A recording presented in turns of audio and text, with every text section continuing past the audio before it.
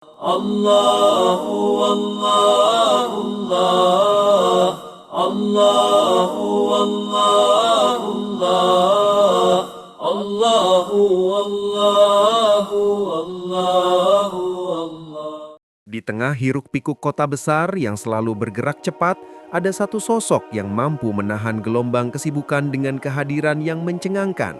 Pastor Jonathan Hartono, seorang pendeta yang sangat terkenal di kota tersebut, adalah figur yang tidak bisa dilewatkan begitu saja oleh siapapun yang tinggal atau sekedar berkunjung ke kota itu. Wajahnya selalu bersih, rapi, dengan senyum percaya diri yang seolah memberi pesan bahwa ia selalu tahu arah dan tujuan hidupnya. Setiap langkahnya, dari rumah menuju gereja, diiringi aura keyakinan yang mampu menarik perhatian siapapun, baik para jemaat maupun orang-orang yang sekedar lewat. Gereja yang dipimpinnya adalah bangunan megah di pusat kota, dengan arsitektur klasik yang memadukan ornamen kayu dan kaca patri berwarna-warni. Dari luar, gereja tampak seperti mercusuar spiritual, menjulang, kokoh, dan memancarkan cahaya harapan bagi yang mencari ketenangan.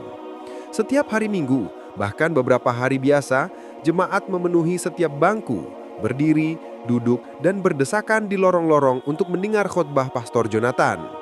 Suara lantang, intonasi tegas, dan gestur tubuhnya yang ekspresif membuat setiap kata yang keluar seolah membakar semangat para pendengar. Ia tahu persis bagaimana cara memikat hati orang, bagaimana menekankan setiap poin penting, dan bagaimana membuat setiap jemaat merasa bahwa mereka sedang mendengar suara kebenaran yang tak terbantahkan. Rutinitas sehari-hari Pastor Jonathan dimulai jauh sebelum gereja dibuka. Setiap pagi, ia bangun sebelum fajar, melakukan doa pribadi di ruang keramatnya, membaca kitab suci, dan menyiapkan pidato hari itu dengan ketelitian yang luar biasa. Tidak ada satu detail pun yang dilewatkannya, mulai dari intonasi kata, gestur tangan, hingga cara ia menekankan pesan moral yang ingin disampaikan. Ia percaya bahwa khutbah yang sempurna bukan hanya tentang kata-kata, tetapi juga energi yang ia pancarkan. Jemaatnya, tanpa disadari, tersihir oleh ritme suara dan kepercayaan diri yang seolah tak pernah goyah. Selain kemampuannya berbicara, Pastor Jonathan juga dikenal sebagai sosok yang aktif di masyarakat. Ia sering mengunjungi rumah sakit, panti asuhan, dan sekolah-sekolah, memberi nasihat, mendengar keluh kesah warga, dan membimbing mereka dengan kebijaksanaan yang dianggap orang luar sebagai inspiratif. Kehadirannya selalu membawa aura ketenangan sekaligus kewibawaan. Orang-orang mulai mengaitkan kehadirannya dengan keberkahan, sehingga kepercayaan dan pengaruhnya semakin besar dari minggu ke minggu. Ia merasa bangga dan tidak jarang tersenyum tipis sambil mengamati para jemaat yang memandangnya penuh kagum. Dalam hatinya, ia merasa benar-benar di jalur yang tepat, yakin bahwa perannya sebagai pendeta adalah panggilan hidup yang tidak bisa diganggu oleh siapapun. Namun, di balik semua itu, ada sisi Jonathan yang jarang terlihat oleh orang lain. Di balik senyum ramah dan khotbah berapi-api, ia menyimpan rasa puas diri yang tinggi. Ia benar-benar percaya bahwa agamanya adalah yang paling benar di dunia dan tidak ada satupun ajaran lain yang mampu menandinginya. Pandangannya terhadap agama lain seringkali meremehkan, meski ia selalu berusaha menutupi hal itu di hadapan jemaat. Ia meyakini sepenuhnya bahwa kebenaran yang ia bawa adalah kebenaran mutlak, dan keyakinan itu memberinya rasa aman, kekuatan, dan kebanggaan yang sulit diungkapkan dengan kata-kata. Setiap kali melihat jemaatnya menyimak dengan penuh perhatian, meneteskan air mata pada bagian yang mengharukan, atau tersenyum saat ia menyampaikan pesan moral, Jonathan merasa semakin yakin bahwa dirinya adalah perantara Tuhan di dunia. Ia menepuk dada kecil dalam hati, bangga pada posisi dan pengaruhnya, seolah seluruh kota ini menjadi saksi atas kemegahan misinya. Bahkan para rekan pendeta senior pun seringkali menatapnya dengan hormat, mengakui kemampuannya yang luar biasa dalam membimbing umat. Semua itu membuatnya merasa tak tergoyahkan, seperti menara yang berdiri kokoh di tengah badai, tidak mungkin runtuh. Kehidupan Pastor Jonathan tampak sempurna dari luar. Ia memiliki rumah yang nyaman, mobil mewah, dan berbagai fasilitas yang membuatnya lebih mudah menjalankan misi gerejanya.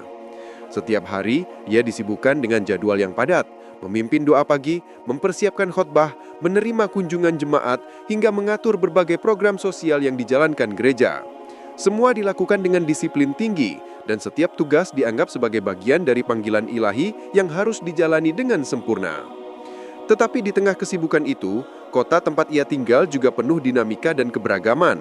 Ada masjid di seberang jalan, kuil, dan komunitas agama lain yang hidup berdampingan.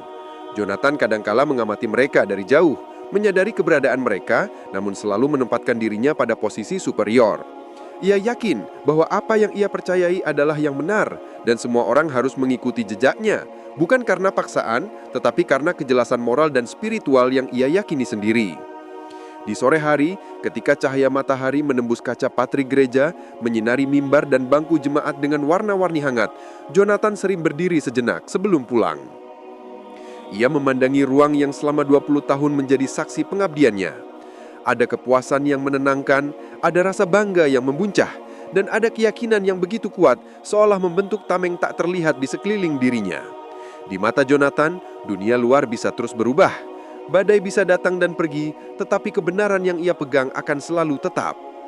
Dan begitulah hari-hari Pastor Jonathan berlalu, dipenuhi kesibukan, pujian, dan pengaruh yang kian besar. Ia berdiri di tengah masyarakat sebagai simbol iman, kekuatan, dan keyakinan mutlak. Tidak ada yang mampu menggoyahkan pendiriannya. Setidaknya, itulah yang ia yakini. Kesombongan dan kepercayaan diri itu menjadi fondasi kehidupannya, membentuk setiap kata, setiap senyum, dan setiap tindakan. Namun sedikit pun ia tidak menyadari bahwa kesombongan yang tampak sebagai kekuatan itu kelak akan menjadi awal dari perjalanan baru yang sama sekali tidak pernah ia bayangkan sebelumnya. Hari-hari Pastor Jonathan Hartono berjalan selaras dengan rutinitas yang sudah ia jalani bertahun-tahun. Namun di dalam hatinya, kesombongan yang selama ini tersembunyi mulai menampakkan diri lebih jelas. Keyakinannya terhadap agamanya, Kristen Protestan yang ia peluk dengan teguh, telah menjadi pegangan spiritual, tetapi telah berubah menjadi alat untuk menegaskan posisi dan identitasnya di dunia. Ia tidak sekedar percaya bahwa ajarannya benar, tetapi yakin sepenuhnya bahwa agama lain tidak mampu menandingi kebenaran yang ia yakini. Pandangan itu memberinya rasa superioritas yang perlahan mempengaruhi setiap tindakan, kata, dan bahkan tatapan matanya. Suatu sore, setelah selesai memimpin ibadah di gereja yang dipenuhi jemaat setia, Jonathan berdiri di halaman memandangi kota yang mulai redup diterpa sinar matahari senja. Ia memperhatikan masjid yang berdiri beberapa blok dari gereja. Melihat orang-orang berlalu lalang, sebagian dari mereka berpakaian tradisional, sebagian lagi modern, tapi semuanya tampak tenang dalam aktivitasnya masing-masing. Di dalam hati kecilnya, timbul sebuah bisikan halus.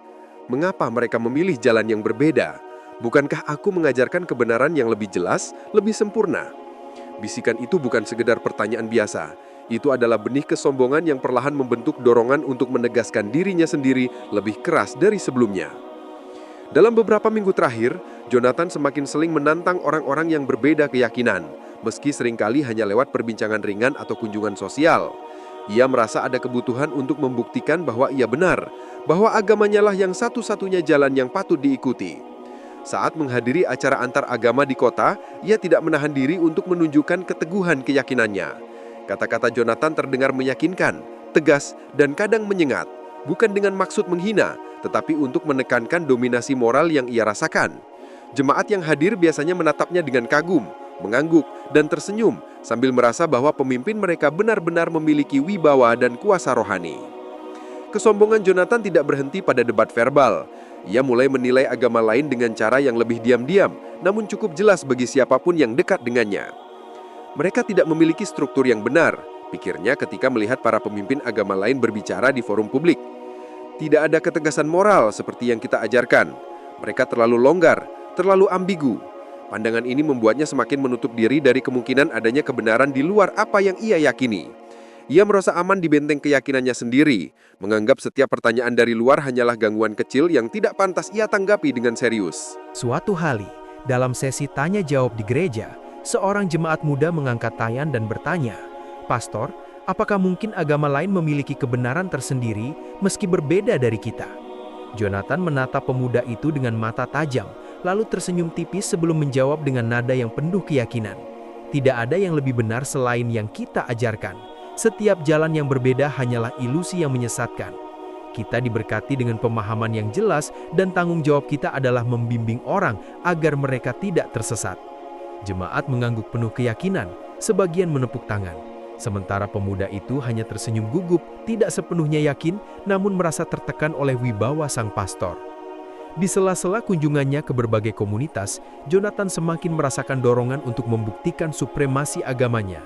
Ia mulai merencanakan debat publik, sebuah pertemuan antar agama yang menegaskan posisi Kristen Protestan. Dalam pikirannya, acara itu akan menjadi bukti nyata bagi kota bahwa ia adalah simbol kebenaran yang tak tergoyahkan. Setiap detail ia rencanakan, pertanyaan yang akan diajukan, argumen yang akan disampaikan, cara ia menekankan kata demi kata agar dampaknya maksimal. Ia membayangkan sorak-sorai jemaat, tepuk tangan yang membahana, dan rasa hormat yang akan bertambah terhadapnya. Dalam fantasinya itu, Jonathan merasa tak ada satupun yang bisa menandingi kepiawaiannya. Tetapi di balik semua itu, ada sesuatu yang mulai mengganggunya, sebuah rasa penasaran samar yang ia tolak. Ia menyadari bahwa beberapa pertanyaan jemaat tentang agama lain tidak bisa dijawab hanya dengan retorika atau kata-kata keras. Sebagian dari pertanyaan itu, meski sederhana, membuatnya berpikir, apakah ia benar-benar memahami seluruh spektrum keyakinan manusia? Namun rasa ini segera ia tolak, menganggapnya sebagai gangguan kecil yang tidak layak diperhatikan. Ia terlalu yakin, terlalu sombong, terlalu nyaman dalam zona keunggulannya sendiri. Kesombongan ini mulai mempengaruhi hubungannya dengan kolega. Beberapa pendeta senior mulai menatapnya dengan cemas, merasa bahwa Jonathan terlalu percaya diri hingga kadang menyinggung jemaat atau pemimpin agama lain tanpa sadar. Tapi Jonathan menanggapinya dengan senyum meremehkan dan anggukan tipis, merasa bahwa mereka hanya iri dengan kemampuan dan keberanian moralnya. Baginya, siapapun yang meragukan atau mempertanyakan posisinya hanyalah orang yang belum cukup beriman atau belum cukup memahami kebenaran yang ia pegang. Dunia dalam pandangan Jonathan adalah panggung bagi keyakinannya sendiri dan semua orang hanya bisa ikut menyesuaikan diri atau tertinggal. Suatu sore, ia mengadakan pertemuan khusus dengan beberapa anggota jemaat inti. Dalam suasana santai, ia mulai bercerita tentang rencana debat besar yang akan ia adakan. Kita akan menunjukkan kepada kota ini bahwa kebenaran itu nyata, jelas, dan tidak bisa ditandingi, ujarnya dengan nada penuh semangat. Para jemaat mendengarkan dengan mata berbinar, sebagian bahkan merasa bangga menjadi bagian dari komunitas yang dipimpin oleh sosok sehebat itu. Jonathan melihat semua itu dan merasa puas. Kepuasan itu bukan hanya dari kesuksesan, tetapi dari keyakinan mutlak bahwa ia adalah pengantar kebenaran yang tak tergoyahkan. Ia tersenyum, menepuk bahu beberapa jemaat yang tampak bersemangat dan menegaskan, kita adalah cahaya bagi dunia ini dan tidak ada yang bisa meredupkan sinar kita. Namun di balik senyum itu, ada benih awal pergulatan yang tak disadarinya. Kesombongan yang selama ini menjadi kekuatan mulai membentuk celah yang suatu hari akan ditembus oleh pertanyaan yang lebih besar, oleh argumen yang lebih tenang, dan oleh sosok yang sama sekali tidak ia duga. Saat itu ia masih terlalu yakin, terlalu angkuh dan terlalu nyaman dalam zona keyakinannya. Tetapi dunia, seperti selalu terjadi, akan segera menguji fondasi kesombongan itu dengan cara yang tak terduga. Dan begitulah hari-hari Pastor Jonathan berlalu, dengan kesibukan yang tiada henti, dengan pengaruh yang semakin besar, dan dengan kesombongan yang mengakar dalam setiap tindakan.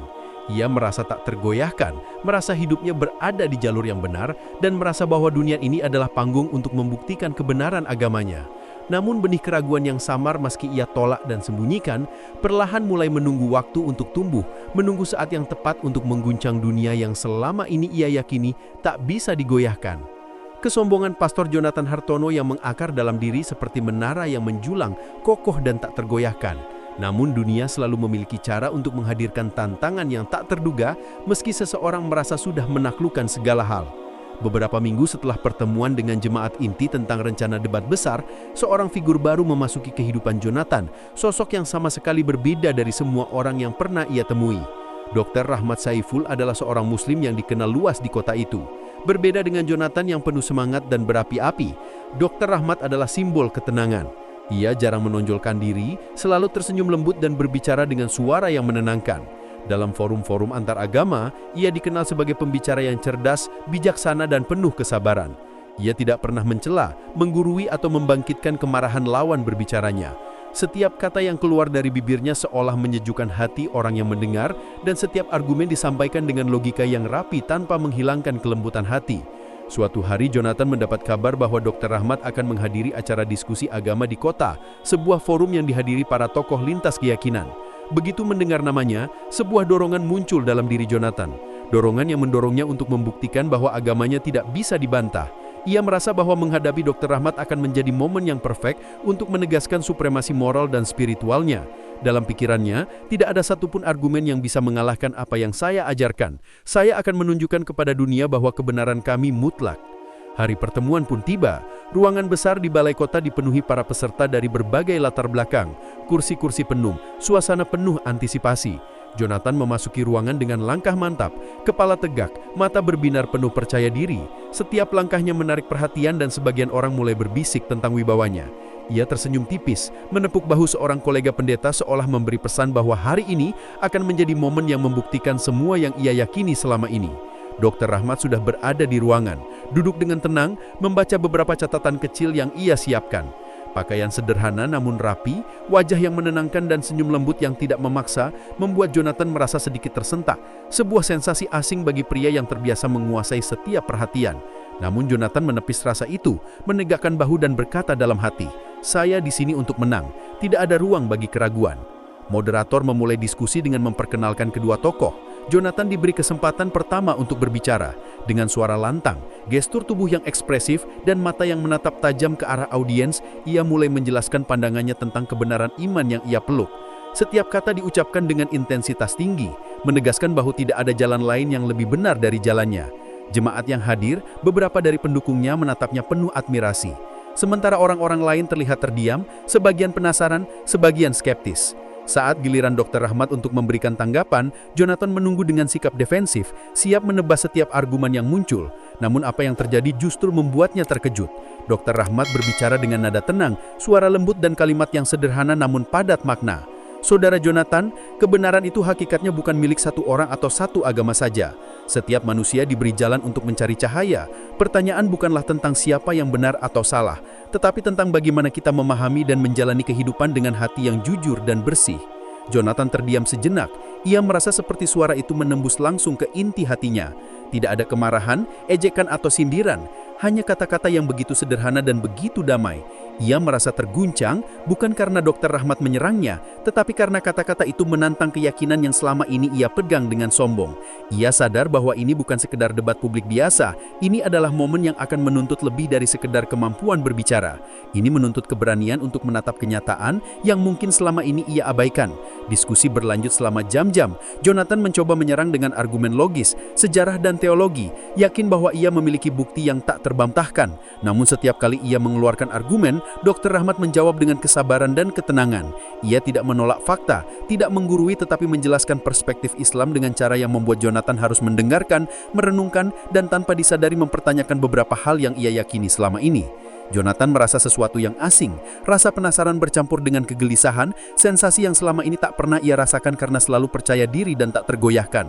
Beberapa kali Jonathan memandang para jemaat dan audiens, ia ingin mencari dukungan, ingin melihat orang-orang setuju, namun wajah-wajah yang menatapnya bukan hanya penuh kekaguman, tetapi juga penasaran, dan dalam beberapa kasus, skeptis. Ia mulai menyadari bahwa argumen Dr. Rahmat tidak hanya masuk akal, tetapi juga mengundang refleksi mendalam. Suasana ruangan terasa hangat namun tegang. Setiap kata menjadi medan pertempuran intelektual yang membuat Jonathan merasakan sesuatu yang belum pernah ia rasakan, ketidakpastian. Di akhir pertemuan, Jonathan berdiri di podium, mengatur napas, dan menyadari satu hal yang membuat jantungnya berdegup lebih cepat. Dr. Rahmat tidak pernah memaksa, tidak pernah menghina, tidak pernah membuatnya merasa kecil. Ia hanya berbicara dengan kebenaran yang sederhana, dengan logika yang jelas, dan kelembutan hati yang membuat Jonathan harus menatap dirinya sendiri. Perasaan superior yang selama ini ia pelihara mulai retak, menggantikan keyakinan mutlaknya dengan kebingungan dan rasa ingin tahu yang mendalam.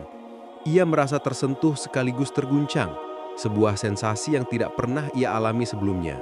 Dalam perjalanan pulang malam itu, Jonathan duduk sendiri di mobilnya, menatap jalanan yang diterangi lampu kota. Pikiran-pikiran yang biasanya tenang dan penuh kontrol, kini dipenuhi pertanyaan. Apakah aku benar-benar memahami kebenaran? Apakah keyakinanku selama ini cukup? Apakah mungkin ada jalan lain yang lebih mulia dari yang aku yakini? Keraguan yang samar mulai muncul, perlahan namun pasti, menembus lapisan kesombongan yang selama ini menjadi bentengnya. Tanpa sadar, tantangan yang datang dari sosok Dr. Rahmat Syaiful telah membuka pintu baru, pintu ke dunia pertanyaan, refleksi, dan pencarian yang lebih dalam. Jonathan tahu satu hal, hidupnya akan berubah, meski ia belum sepenuhnya memahami bagaimana. Sesuatu telah bergeser dalam hatinya, dan benih awal perjalanan spiritual baru itu kini tertanam di dalam dirinya, menunggu waktu untuk tumbuh dan mengubah segala sesuatu yang selama ini ia yakini tak tergoyahkan. Dan di sanalah, di malam yang sunyi, Pastor Jonathan Hartono menyadari bahwa kemenangan tidak selalu datang dari suara keras dan retorika yang meyakinkan, melainkan dari kebenaran yang tenang dan sabar. Sesuatu yang akan segera menguji seluruh keyakinannya, bahkan hingga ke dasar hati dan jiwanya. Malam itu, setelah pertemuan pertama yang membuat hatinya bergejolak, Pastor Jonathan Hartono pulang dengan pikiran yang tak kunjung tenang. Suasana kota tampak biasa saja, lampu jalan menyala, kendaraan berlalu lalang, orang-orang pulang ke rumah masing-masing. Namun bagi Jonathan, dunia luar seperti menjadi refleksi dari kegelisahan yang mulai menggerogoti batinnya. Ia menyadari bahwa kata-kata Dr. Ahmad Syaiful bukanlah serangan, melainkan sesuatu yang jauh lebih membingungkan. Ketenangan yang menantang kesombongannya. Keesokan harinya, Jonathan tidak bisa menahan rasa penasaran yang terus menggerayami pikirannya. Ia menyiapkan diri untuk pertemuan kedua, kali ini dalam forum diskusi yang lebih formal dan lebih panjang. Ruangan seminar di sebuah hotel bintang 4 sudah dipenuhi oleh tamu yang mendaftar dari jauh-jauh hari. Para jurnalis, akademisi, tokoh lintas agama, hingga mahasiswa dan masyarakat umum hadir untuk menyaksikan debat yang menurut banyak orang akan menjadi pertunjukan keteguhan iman. Bagi Jonathan ini adalah panggung untuk menunjukkan supremasi moral dan spiritualnya. Namun ia tidak menyadari bahwa panggung itu akan menguji batas keyakinannya sendiri. Pertemuan dimulai dengan perkenalan singkat moderator. Jonathan diberi kesempatan pertama. Ia berdiri di podium dengan tatapan penuh keyakinan, bahu tegak dan suara lantang yang telah lama menjadi ciri khasnya. Ia mulai menyampaikan argumennya tentang kebenaran agama Kristen, menekankan sejarah, doktrin, dan moralitas yang menurutnya tak tergoyahkan. Jemaat yang hadir, beberapa dari pendukungnya, menepuk tangan, sementara audiens lain terlihat antusias namun penuh perhatian. Gestur tubuh Jonathan kuat, tangan melambai mengikuti ritme kata-katanya, dan nada suaranya semakin tinggi ketika ia menyebutkan superioritas keyakinannya. Namun begitu Dr. Ahmad berdiri untuk memberikan tanggapan, Jonathan mulai merasakan ketegangan yang berbeda. Dr. Ahmad tidak mengangkat suara, tidak menggunakan gerak tubuh yang dramatis, dan tidak menatap tajam ke audiens. Ia hanya menatap Jonathan dengan lembut, tersenyum, dan berbicara dengan nada yang menenangkan. Saudara Jonathan, saya menghargai keyakinan yang Anda pegang dan keteguhan hati Anda dalam memimpin umat. Namun izinkan saya menjelaskan perspektif lain dengan sederhana, bukan untuk menantang, tetapi untuk membuka ruang pemahaman yang lebih luas. Kata-kata itu menembus lapisan kesombongan yang selama ini menjadi benteng Jonathan. Tidak ada ejekan, tidak ada sindiran, hanya ketenangan yang menuntut perhatian. Jonathan merasa hatinya bergetar sedikit, sensasi yang tidak pernah ia alami dalam puluhan tahun mengajar jemaat. Dr. Ahmad mulai memaparkan prinsip-prinsip Islam, ketuhanan yang tunggal, etika, moralitas, dan cara Islam menjawab pertanyaan-pertanyaan eksistensial. Setiap kalimat disampaikan dengan logika yang rapi dan lembut, sehingga meski argumen itu berbeda dari yang Jonathan yakini, tidak ada yang terasa menyerang atau merendahkan. Jonathan yang terbiasa menguasai setiap audiens dan memimpin setiap perdebatan, mulai merasakan ketidaknyamanan yang aneh. Ia coba menyerang dengan argumen sejarah dan doktrin. Ia menyebutkan perbedaan doktrin sebagai kelemahan dan mencoba menunjukkan bahwa Islam tidak memiliki struktur moral yang kuat. Namun Dr. Ahmad menjawab dengan tenang, menjelaskan konteks sejarah, memberikan contoh etika, dan memaparkan hikmah di balik ajaran Islam yang sering disalahpahami. Setiap kata Dr. Ahmad disusun rapi, mengundang refleksi, dan memaksa Jonathan untuk mendengar lebih dalam daripada sekedar menanggapi dengan amarah atau retorika. Saat debat berlangsung, Jonathan mulai menyadari sesuatu yang menakutkan namun menarik. Setiap kali ia mencoba menyerang, Dr. Ahmad tidak terprovokasi. Ia tetap tenang, logis, dan sopan. Ia menyampaikan argumen dengan lembut, bahkan menyisipkan kisah-kisah nyata dari kehidupan sehari-hari, yang menegaskan ajaran Islam tentang keadilan, kasih sayang, dan kesabaran. Jonathan yang terbiasa merasa unggul dalam semua forum, mulai merasakan keraguan. Ia merasa bahwa ada sesuatu yang selama ini tidak ia pahami sepenuhnya. Rasa penasaran yang sebelumnya samar, kini mulai muncul dengan jelas. Jonathan menyadari bahwa ketenangan Dr. Rahmat bukanlah tanda kelemahan, melainkan kekuatan yang memaksa setiap orang untuk menimbang kata-kata, bukan hanya mendengarnya. Ia mulai mempertanyakan cara pandangnya sendiri. Selama ini, apakah ia benar-benar memahami hakikat kebenaran, atau sekedar menegaskan posisi dan supremasi moralnya? Pertanyaan itu menimbulkan kegelisahan yang tidak mudah dijelaskan. Beberapa kali Jonathan memandang audiens.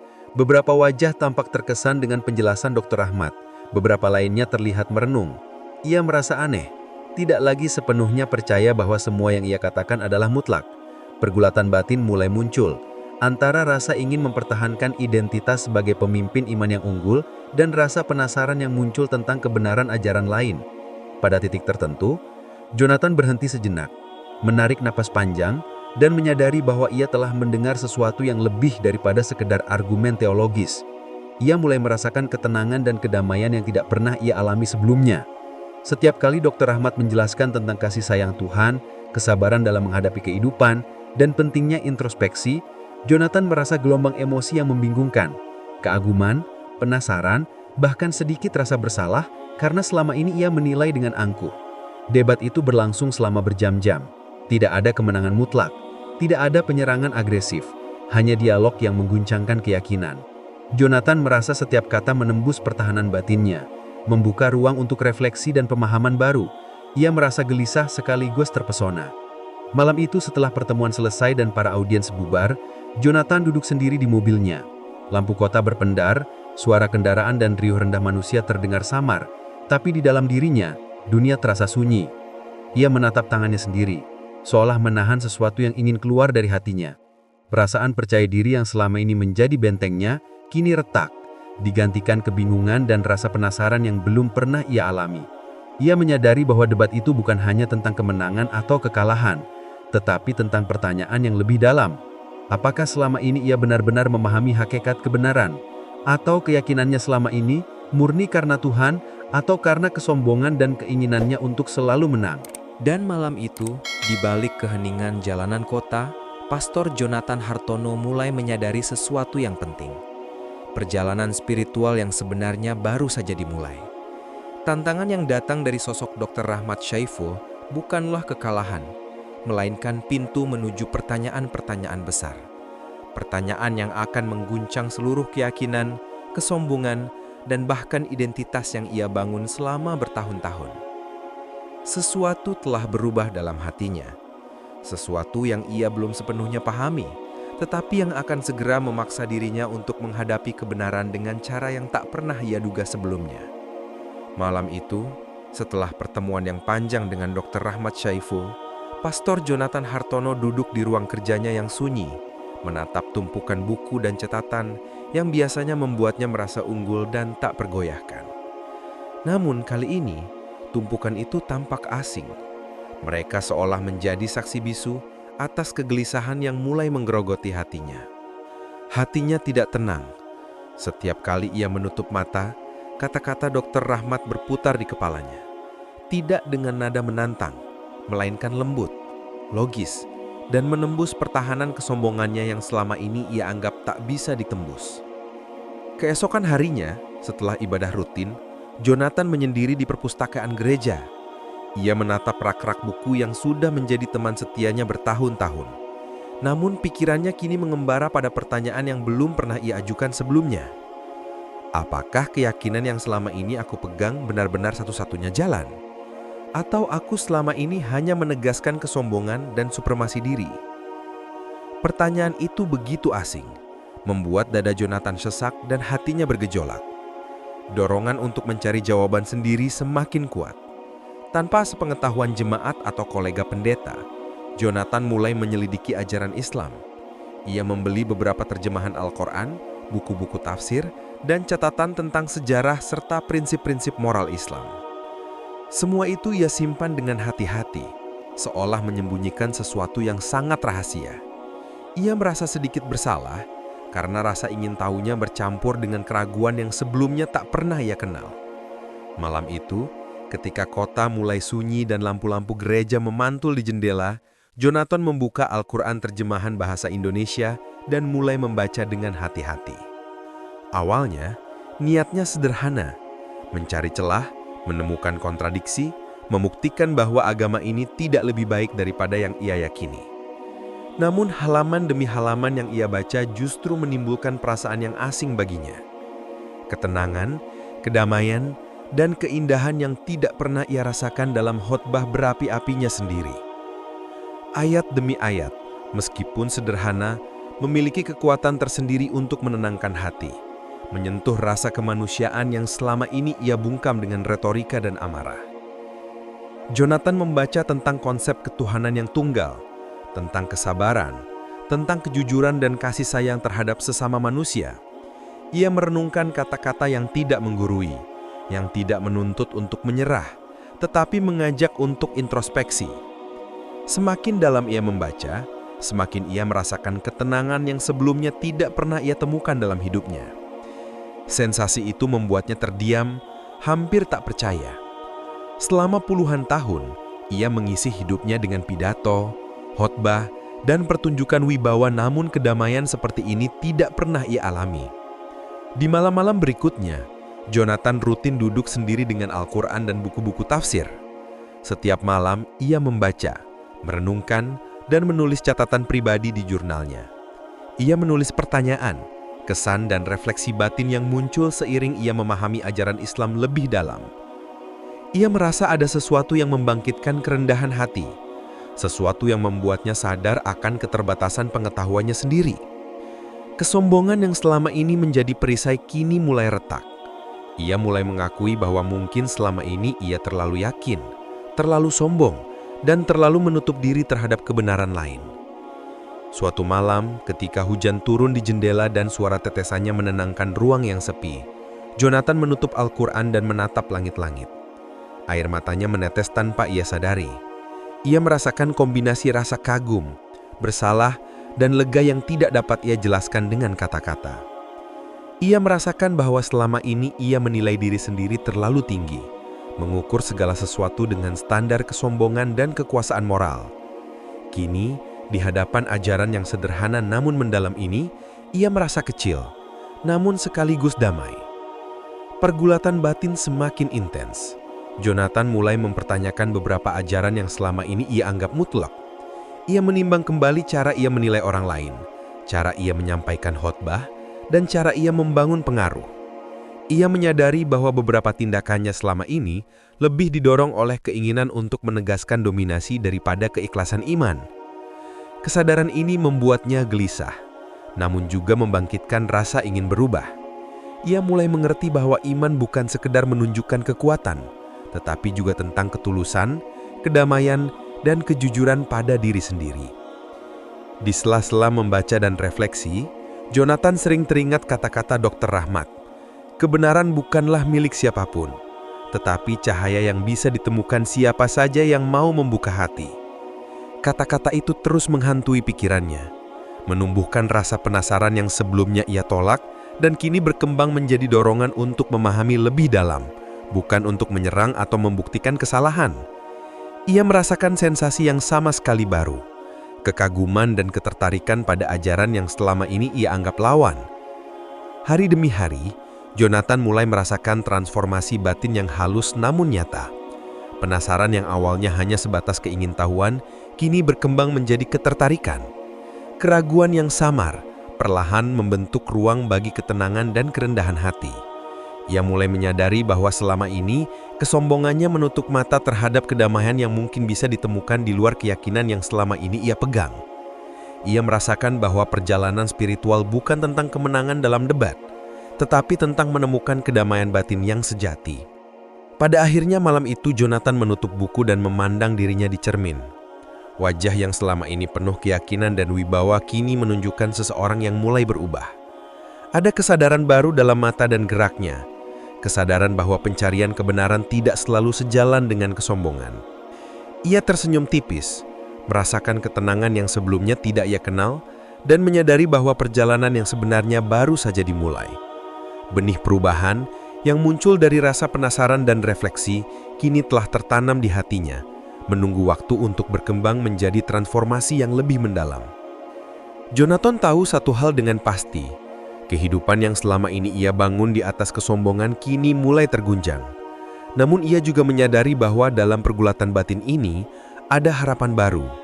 Harapan untuk menemukan kedamaian, kerendahan hati, dan kebenaran yang sejati.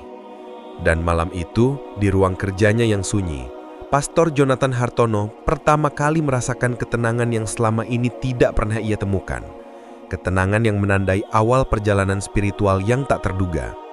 Malam itu, setelah menutup jurnalnya dan menatap Al-Quran yang terbuka di mejanya, Pastor Jonathan Hartono merasa ada sesuatu yang berbeda dalam dirinya.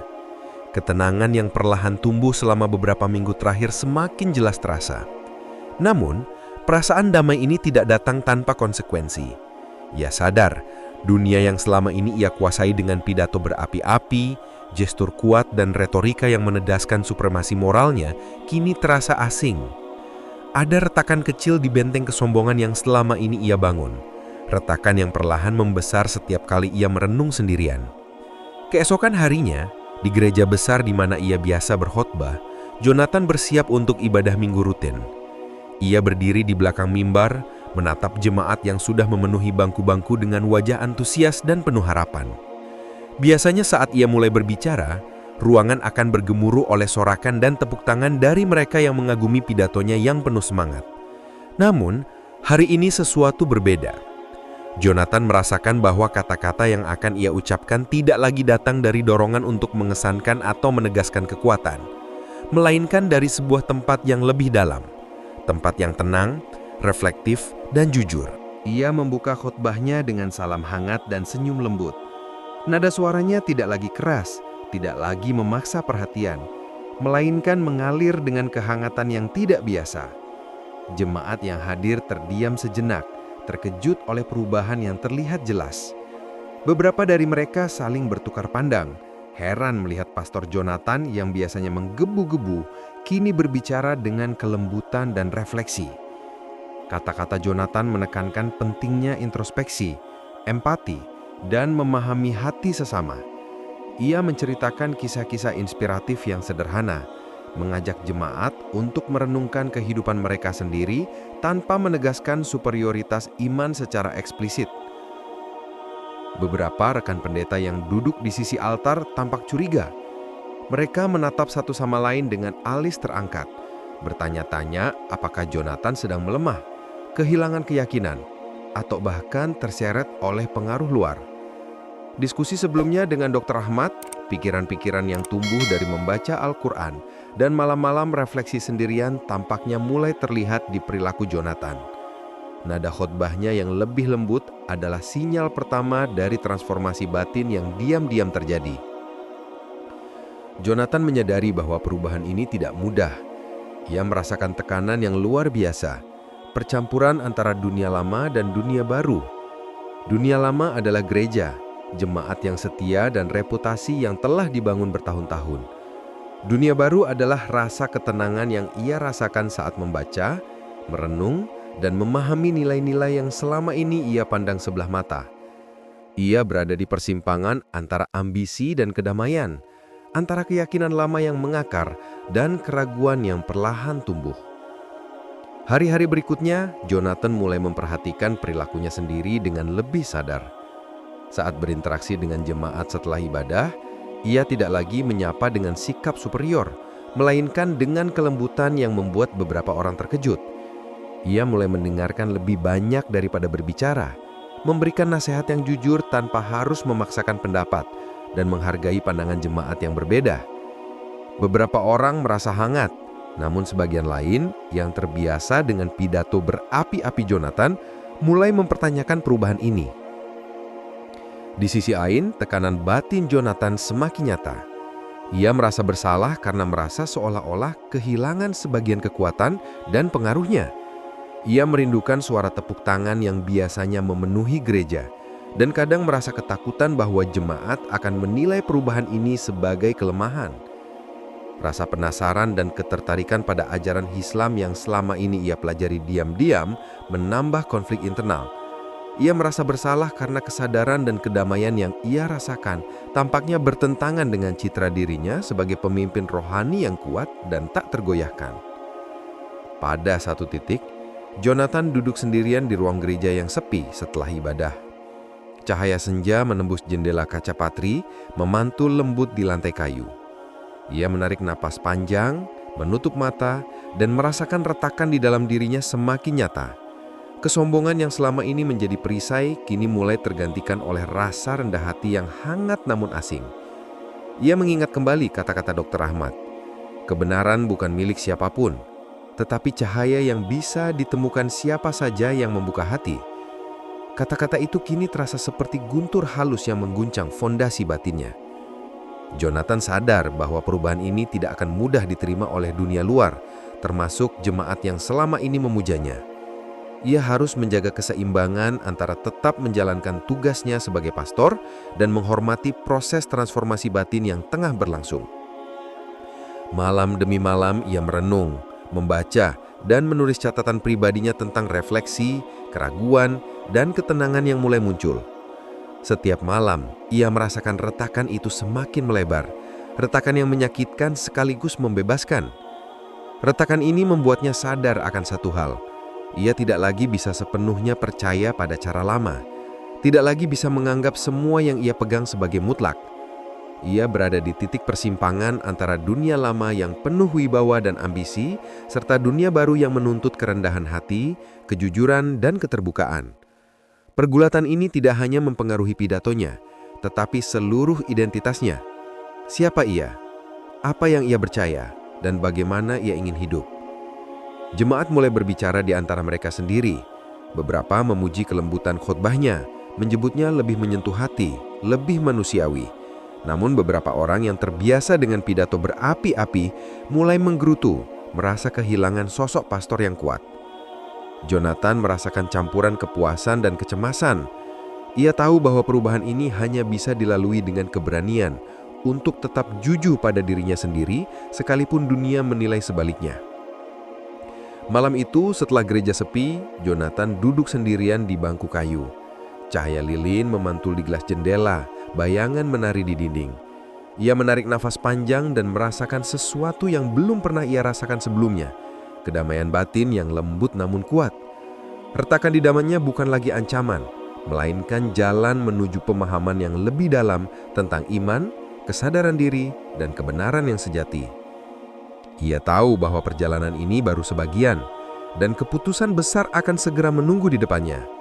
Namun untuk pertama kalinya, Jonathan mendapat kebebasan yang lahir dari kejujuran hati dan kerendahan diri. Kebebasan yang selama ini ia abaikan demi citra, wibawa, dan kesombongan. Disinilah, di persimpangan dunia lama dan dunia baru, Pastor Jonathan Hartono menatap masa depan dengan mata yang berbeda. Dunia yang dulu ia kuasai dengan suara keras, kini terasa lebih luas, lebih penuh warna, dan lebih kompleks.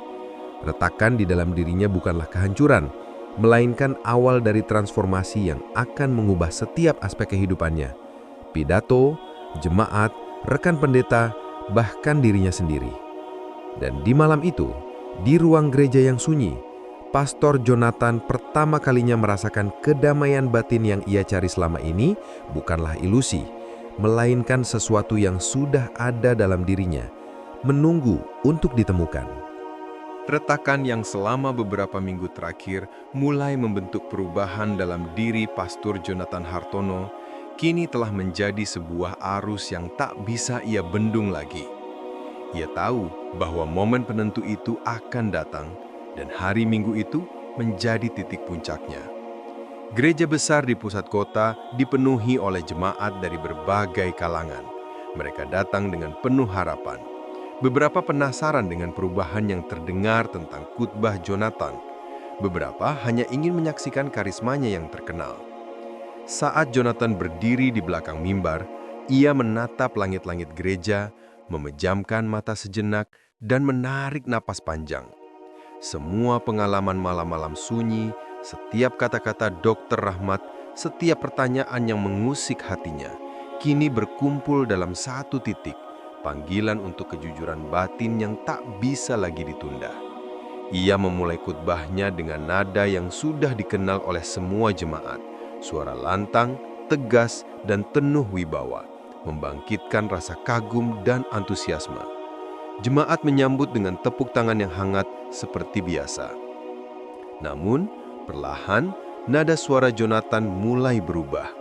Ia menurunkan intonasi, melambatkan ritme kata-kata, dan mulai berbicara dari hati, bukan dari retorika yang telah lama menjadi senjatanya. Ia menekankan kedamaian dalam diri, pentingnya introspeksi, dan ketulusan dalam mencari kebenaran. Jemaat terdiam. Banyak yang terkejut oleh perubahan drastis dalam gaya pidato yang selama ini identik dengan keberanian dan kekerasan suara. Beberapa orang menatap satu sama lain, bertanya-tanya apakah Jonathan sedang melemah, ataukah ada sesuatu yang lebih dalam yang sedang terjadi. Jonathan berbicara tentang perjalanan hidupnya sendiri, tentang kesombongan yang pernah menguasai dirinya, tentang tekanan yang ia rasakan untuk selalu menjadi pemimpin yang sempurna, dan tentang rasa gelisah yang muncul ketika ia menghadapi pertanyaan tentang kebenaran. Ia menceritakan pengalaman membaca, refleksi malam-malam sunyi, dan pertemuan dengan Dr. Rahmat Saiful, sosok muslim yang tenang dan penuh hikmah. Kata-katanya mengalir jujur, tanpa retorika atau pencitraan. Jemaat yang mendengar merasakan kehangatan yang belum pernah mereka rasakan sebelumnya. Beberapa meneteskan air mata tersentuh oleh pengakuan ketulusan dan kelembutan hati Jonathan. Semakin Jonathan berbicara, semakin ia merasakan tekanan batin yang mendesak ke puncak. Ia tahu bahwa apa yang selama ini menjadi benteng, kesombongan, wibawa, dan retorika tidak lagi relevan. Ia harus menghadapi kebenaran yang telah lama bersembunyi di hatinya sendiri. Setiap kata yang diucapkan membawa pertanyaan yang tak bisa ia abaikan. Apakah ia akan tetap menegaskan agama lama sebagai satu-satunya kebenaran? Ataukah ia berani jujur pada diri sendiri dan pada Tuhan yang selama ini ia sembah dengan kebanggaan? Di tengah khutbahnya, Jonathan berhenti sejenak, menatap jemaat, dan kemudian matanya bertemu dengan sosok Dr. Rahmat Saiful yang duduk di bangku paling depan. Tenang, damai, dan penuh pengertian. Tatapan Dr. Rahmat seakan menjadi cermin yang memantulkan pertanyaan terdalam Jonathan. Apakah aku siap menerima kebenaran dengan kerendahan hati? Apakah aku siap mengikuti nurani yang selama ini kubungkam demi citra dan wibawa? Hening menyelimuti gereja. Napas jemaat tertahan, merasakan ketegangan yang tak terlihat namun nyata. Jonathan merasa seluruh tubuhnya bergetar, hati dan pikirannya berseteru antara dunia lama dan dunia baru. Dunia lama memanggil dengan janji pengaruh dan pengakuan, namun dunia baru yang diwakili oleh kedamaian dan kebenaran yang ia rasakan menuntut keberanian untuk menyerahkan segalanya. Dengan suara yang bergetar namun jernih, Jonathan berkata, "Selama ini aku hidup dalam kesombongan, membanggakan kepercayaanku, menegaskan diriku di hadapan orang banyak. Namun, malam demi malam, aku belajar bahwa kebenaran bukan tentang siapa yang menang dalam debat, bukan tentang siapa yang lebih berkuasa, tetapi tentang kedamaian hati, ketulusan, dan kejujuran pada diri sendiri." Jemaat terdiam, mendengarkan setiap kata dengan penuh perhatian. Ia menarik napas panjang, menundukkan kepala sejenak, dan kemudian dengan suara yang nyaris berbisik namun jelas terdengar di seluruh gereja, Jonathan mengucapkan kata-kata yang menggetarkan, "Asyhadu an la ilaha illallah wa asyhadu anna Muhammadan Rasulullah." Syahadat itu mengalir dari bibirnya, tulus dan penuh pengakuan. Tetesan air mata jatuh dari matanya sendiri, dan seketika keheningan yang sempurna melingkupi gereja.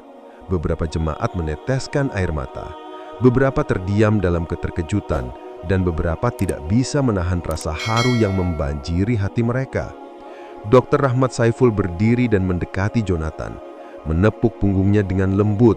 Senyum hangat Dr. Rahmat menyiratkan penghargaan dan penerimaan tanpa penilaian. Jemaat mulai memahami bahwa apa yang mereka saksikan bukan sekadar momen dramatis, tetapi transformasi total seorang pemimpin spiritual yang selama ini dikenal sebagai sosok yang sombong, kini menemukan kebenaran dan kedamaian di tempat yang tak pernah ia sangka. Jonathan menundukkan kepala, menghela napas panjang, dan merasakan seluruh beban kesombongan, tekanan reputasi, dan ambisi yang selama ini menekan hatinya menghilang. Ia berdiri di hadapan jemaatnya sendiri, bukan lagi sebagai pastor yang menggebu-gebu, tetapi sebagai hamba yang jujur yang menemukan cahaya di luar batas keyakinan lama. Gereja tetap sunyi, namun sunyi itu tidak menakutkan. Sunyi itu dipenuhi dengan pengakuan, penghargaan, dan energi batin yang luar biasa. Beberapa jemaat mulai mendekat, menepuk punggungnya, mengucapkan kata-kata penyemangat dan doa. Ada yang menangis terseduh, ada yang terpaku dalam hening. Semua merasakan kedalaman momen itu, bahwa pencarian kebenaran bukan tentang kemenangan, tetapi tentang keberanian untuk menundukkan ego dan menerima kebenaran dengan hati buka. Jonathan berdiri di mimbar lebih lama dari biasanya, menatap setiap wajah yang hadir, merasakan energi yang berbeda dari biasanya. Ia tersenyum tipis, air mata menetes, dan hatinya merasakan kedamaian yang selama ini ia cari tanpa pernah menyadarinya. Di saat itu, Pastor Jonathan Hartono tidak lagi menjadi pemimpin sombong dengan khotbah berapi-api, melainkan seorang mu'alaf yang baru menemukan cahaya sejati di hadapan jemaatnya sendiri, di tempat yang selama ini ia anggap puncak karirnya. Hari itu, gereja bukan hanya menjadi saksi transformasi spiritual, tetapi juga menjadi simbol perjalanan hati manusia dari kesombongan menuju kerendahan hatian, dari kepastian semu menuju kedamaian sejati, dan dari dominasi retorika menuju kebenaran yang menenangkan batin. Momen di atas mimbar itu akan dikenang oleh semua yang hadir sebagai titik balik yang tidak hanya mengguncangkan gereja, tetapi juga mengguncangkan hati setiap orang yang menyaksikannya. Momen yang terjadi di atas mimbar itu masih membekas di hati Pastor Jonathan Hartono ketika ia melangkah keluar dari gereja. Udara sore itu terasa lebih ringan, hampir seolah membawa serta seluruh beban yang selama ini menekan dirinya. Jemaat yang masih berkumpul di halaman gereja menatapnya dengan campuran rasa terkejut, kagum, dan terkadang tak percaya. Kata-kata syahadat yang ia ucapkan beberapa jam lalu masih bergema dalam hati setiap orang yang hadir. Di mata Jonathan sendiri, dunia tampak berbeda, lebih nyata, lebih jujur, dan lebih damai daripada yang pernah ia rasakan. Namun, kedamaian itu tidak datang tanpa tantangan. Dalam beberapa hari kemudian, Jonathan menghadapi reaksi beragam dari orang-orang di sekitarnya. Beberapa jemaat merasa dikhianati, menganggap keputusan yang ia ambil sebagai pengkhianatan terhadap kepercayaan yang telah lama mereka yakini. Beberapa rekan pendeta pun menunjukkan sikap curiga dan menjauh, mempertanyakan kredibilitas dan integritasnya. Ada yang marah, menyuarakan ketidakpuasan dengan nada keras, mengingatkan bahwa ia telah membangun reputasinya bertahun-tahun sebagai pemimpin yang menguatkan iman jemaat. Di sisi lain, ada pula orang-orang yang tersentuh, yang melihat keberanian Jonathan sebagai contoh kejujuran batin dan keberanian untuk menelusuri kebenaran. Dr. Rahmat Syaiful tetap menjadi teman dan pembimbing yang tenang. Ia memberikan dukungan dengan lembut, mengajarkan Jonathan untuk menyesuaikan hidupnya dengan prinsip-prinsip Islam, dan menunjukkan bahwa transformasi spiritual bukanlah akhir dari perjalanan, melainkan awal dari babak baru yang penuh pembelajaran dan introspeksi. Jonathan mulai menata kehidupannya sesuai ajaran Islam. Ia mempelajari sholat dengan cermat, menyesuaikan ritme harian, dan mulai membiasakan diri dengan disiplin yang selama ini asing baginya.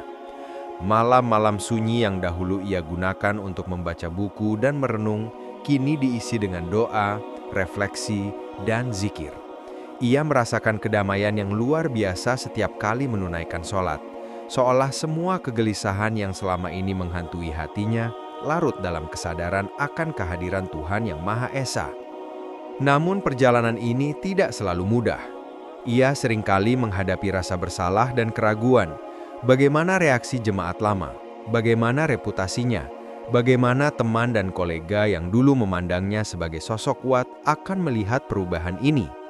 Dalam momen-momen itu, Jonathan menutup mata dan mengingat kembali kata-kata Dr. Rahmat.